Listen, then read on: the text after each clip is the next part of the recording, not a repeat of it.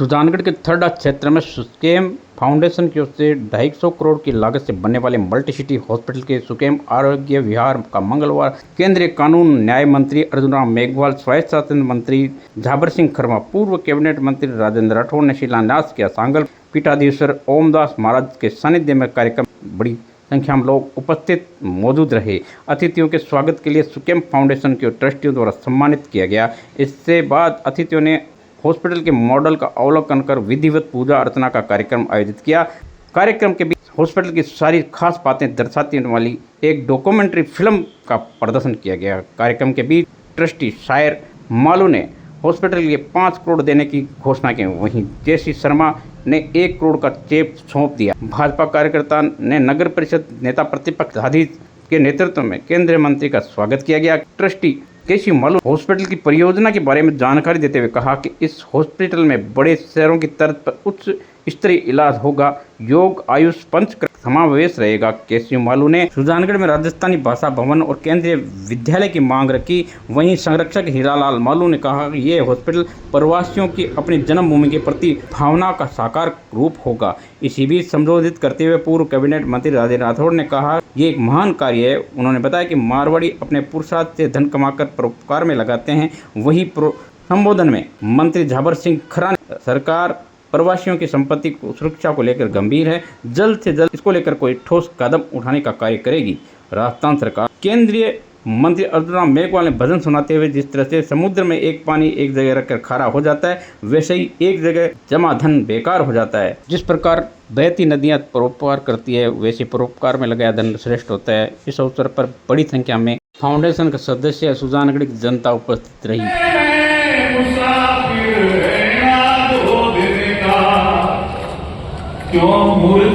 क्यों गिरता करे गुमान मूर्ख इस धन और जोबन का।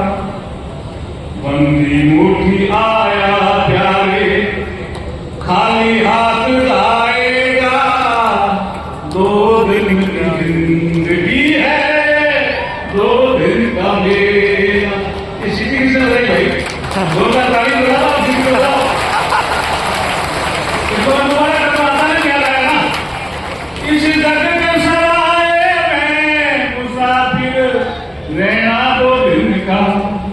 क्यों गिरता करे गुमान मूर्ख इस धन और जोबन का। बंदी मुट्ठी आया प्यारे। ऐसा ये जन्मता ना तो देखना ऐसे आता है। बंदी मुट्ठी आया प्यारे खाली हाथ जाएगा। 2 दिन की जिंदगी है, 2 दिन का मेला। मंत्री जी शानदार, ठीक है क्या? जोरदार ताली ठीक है। तो यही है जीवन, यही है जीवन। और इस जीवन को समझा किन्होंने समझा? प्रवासी। तो सुजानगढ़ के प्रवासी राजेंद्र राठौड़ साहब ने ठीक याद दिलाया। जब मैं जिला कलेक्टर था तो चूरू उत्सव हुआ। केसी मालू जी उसका मुख्य भूमिका में थे। और अभी जो आप ये हॉस्पिटल का प्रोजेक्ट बता रहे थे, तभी कन्हैयालाल ने सेठ किया। वो अमर की धरती खुलवा रही, वो आपने उस समय भी सुनाया था, अब यहाँ भी सुनाया। राजेंद्र राठौड़ साहब ने कहा कि जितने भी चूरू के प्रवासी, चाहे वो सरदार शहर के हों, राजगढ़ के हों, शाहपुर के हों, सुजानगढ़ के हों, रतनगढ़ के हों, चूरू के हों, सबको बुलाना है। हम लगातार इनसे मार्गदर्शन लेते रहे। हालांकि चूरू उत्सव बीच में गैप हो गया था, तो मुझे कहा कि शायद ये सफल नहीं होगा, लेकिन राजेंद्र राठौड़ साहब गवाह है, इन्होंने उसका उद्घाटन किया था। चूरू उत्सव सफलतम प्रोग्राम था और उसी में ही केसी मालू जी ने संकल्प लिया कि अब हम सुजानगढ़ महोत्सव भी कराएंगे। और उसी से सुजानगढ़ महोत्सव उभरा। और जब सुजानगढ़ महोत्सव हुआ तो केसी मालू जी ने, हीरालाल मालू जी ने, इन्होंने प्रण लिया कि यहाँ की बड़ी डिमांड क्या है। सर्वे किया इन्होंने, ऐसी बात नहीं है। इन्होंने डिमांड क्या है शहर की, डिमांड जनरेट तो पता चला कि सबसे ज्यादा जरूरत यहाँ एक अच्छे हॉस्पिटल की है। तब उन्होंने पूरा अध्ययन किया कि ये हॉस्पिटल शहर के अंदर आ गया है, इसका विकास अब संभव नहीं है, बात करें पैसा कहां से आएगा, ये बड़ा विषय आया।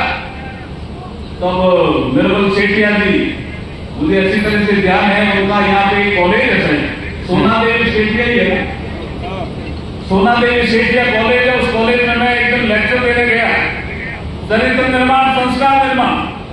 मैं जब जिला कलेक्टर था तो ऐसे लेक्चर में काफी देता था। चरित्र निर्माण संस्कार निर्माण क्या होता है, बच्चों को सिखाने के लिए। और तो राजेंद्र राठौर साहब कह रहे थे कि किसी गांव में पानी नहीं आता या नर्स नहीं आती तो कहां से जानकारी लेना, तो वो गट्टे से जानकारी लेता था। तो एक दिन इन्होंने फोन किया, कहां हो? मैंने कहा मैं इस गांव में गट्टे पे बैठा हूं। बोला इतनी धूप में गट्टे में क्या कर रहे हो?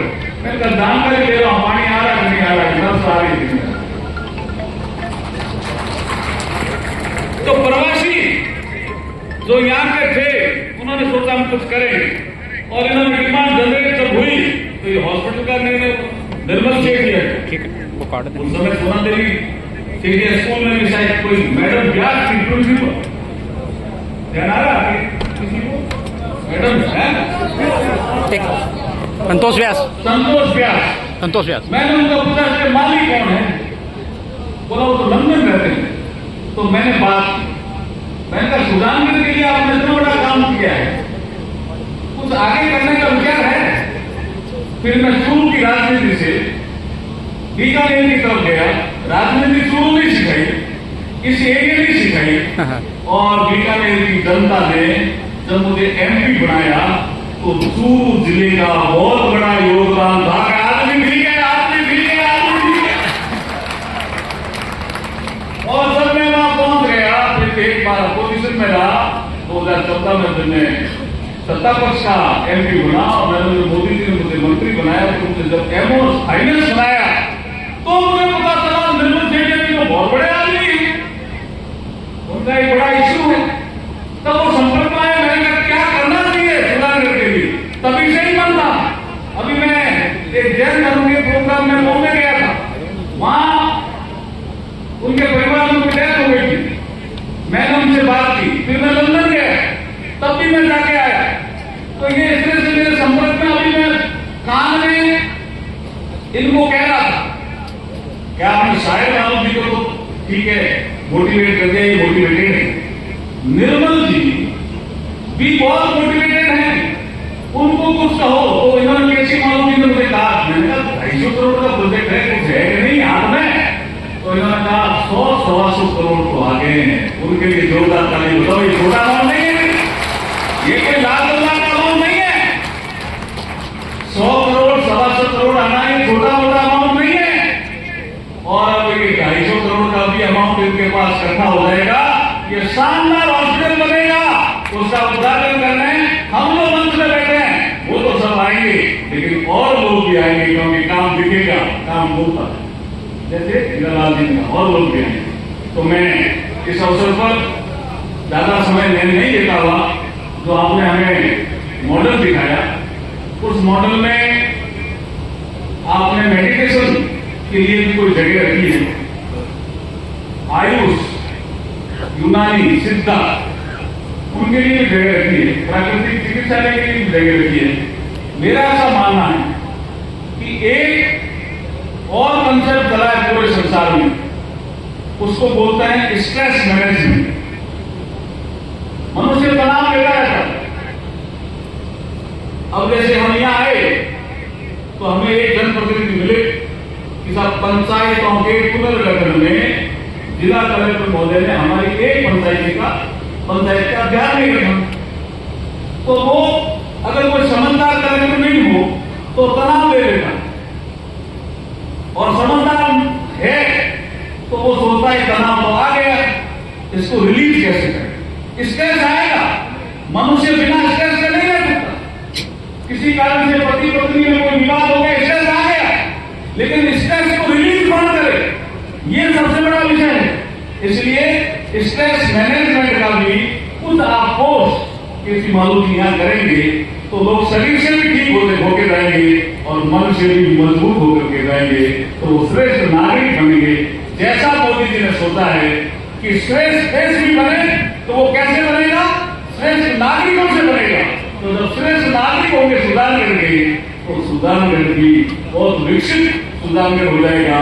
इन्हीं शुभकामनाओं के बाद, इन्हीं शुभकामनाओं के साथ मैं मेरी वाणी को विराम देता हूँ। और जितने भी ट्रस्टी हैं जो सहयोग करते हैं, उनको हृदय से आभार प्रकट करते हुए मेरी वाणी को विराम देता हुआ, बोलिए भारत माता की, भारत माता की। बहुत बहुत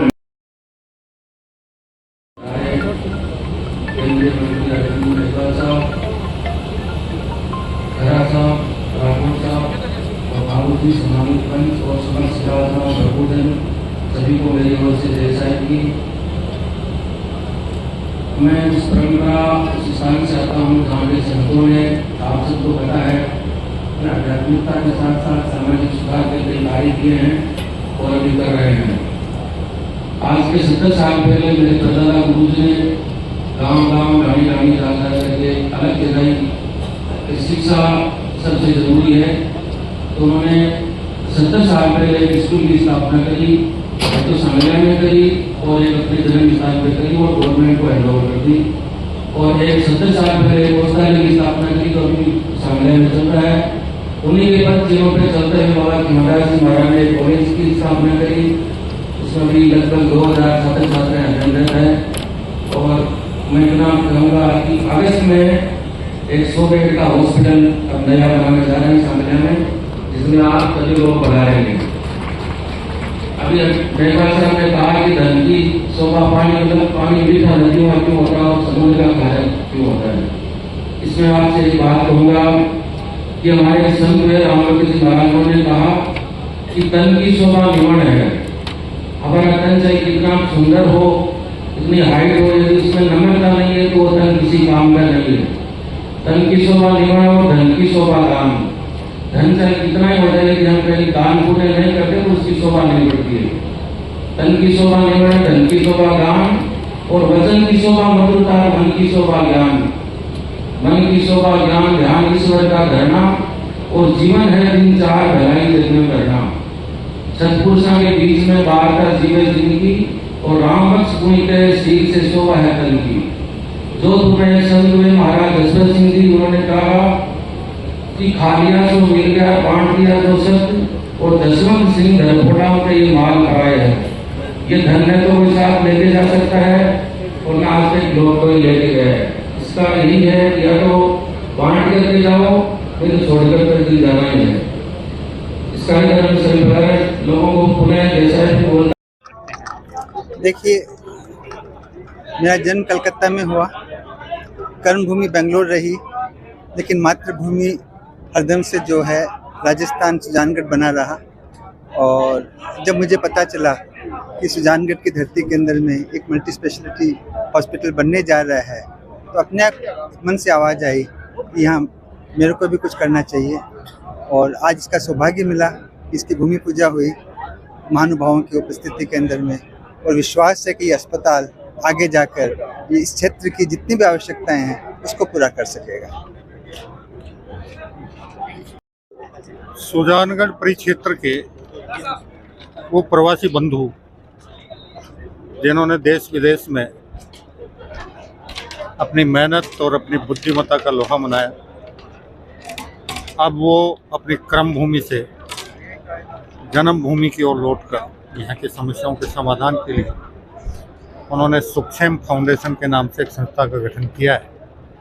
और उस संस्था के माध्यम से 250 करोड़ रुपए की लागत से सुजानगढ़ में एक अति विशिष्ट चिकित्सालय के निर्माण की आज नई मुहूर्त की कार्यक्रम रखा गया। उम्मीद करते हैं कि आने वाले 1 साल में इस चिकित्सालय का निर्माण पूरा होकर इस क्षेत्र के लोगों को विशिष्ट चिकित्सा सुविधाएं मिलना शुरू होंगी।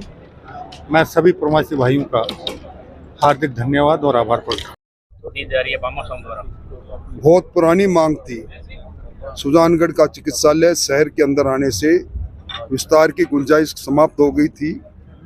इस कालखंड के अंदर चिकित्सा क्षेत्र के अंदर केंद्र सरकार मोदी जी की योजनाएं, राजस्थान सरकार में भजनलाल जी की योजनाओं से प्रगति की है। हर जिला चिकित्सालय के अंदर सारे स्पेशलिस्ट है। सुजानगढ़ के चिकित्सालय को जिला चिकित्सालय का दर्जा मिला हुआ है, इसलिए नए भवन की आवश्यकता थी, नए उपकरण की आवश्यकता थी।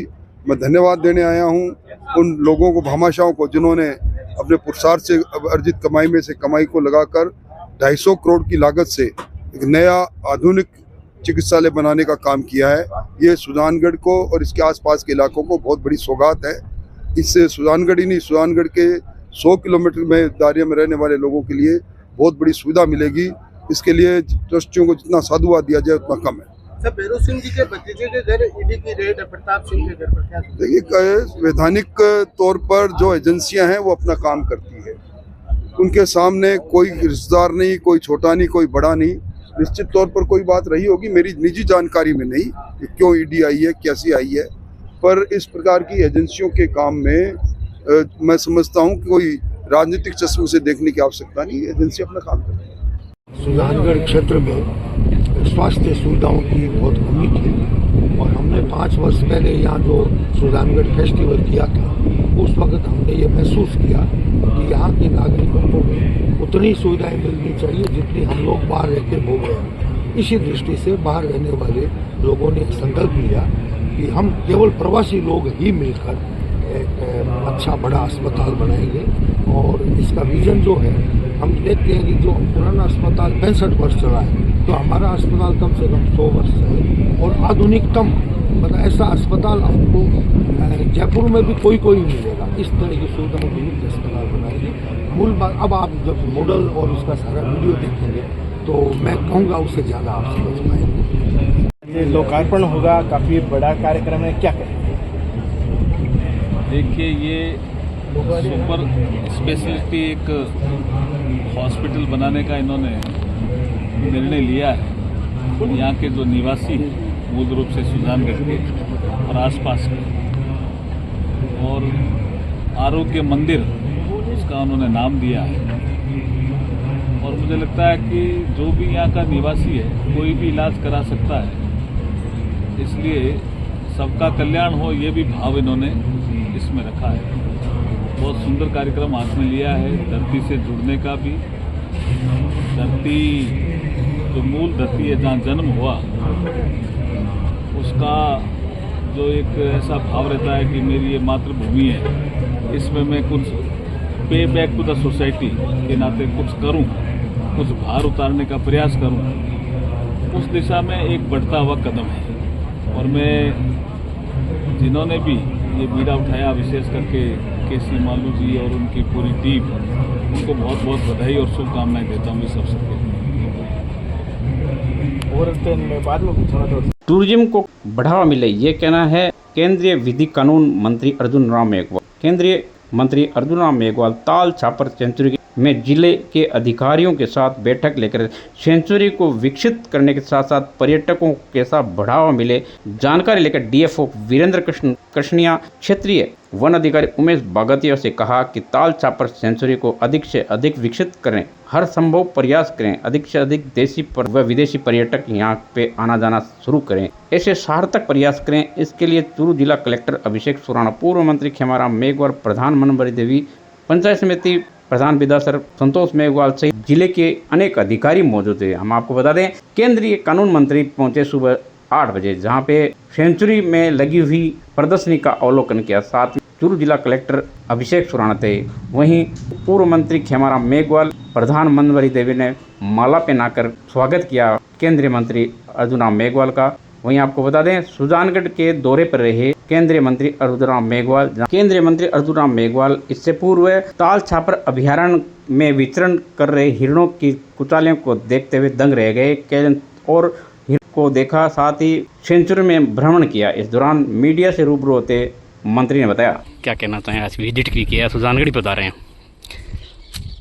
देखिए, एक इवेंट किया था जिला कलेक्टर महोदय ने, तो फिर मैंने फॉरेस्ट के हमारे पीसीसीएफ मिले थे, तो उनसे चर्चा की, तो मैंने देखा मैं भी एक बार देख के आता हूँ, क्योंकि मैं जब यहाँ था तब ये डेवलपमेंट शुरू हुआ था, तो एक बार इसको देखें ताकि आगे क्या इवेंट बड़ा हो सकता है और ये टूरिस्ट डेस्टिनेशन कैसे बने, इस दिशा में आज सुबह से हम मीटिंग ले रहे हैं, जनता से भी बात कर रहे हैं, जनता की क्या यहाँ रिक्वायरमेंट है। रोड्स को लेके एक विषय आया है, डाइवर्जन रोड्स को लेके आया, लेकिन ये ताल छापर का जो हमारा अभ्यारण्य है ये भी सुरक्षित रहे और यहाँ जो लोग रहते हैं आसपास गांव के, उनका जीवन स्तर भी बढ़े, सुधरे।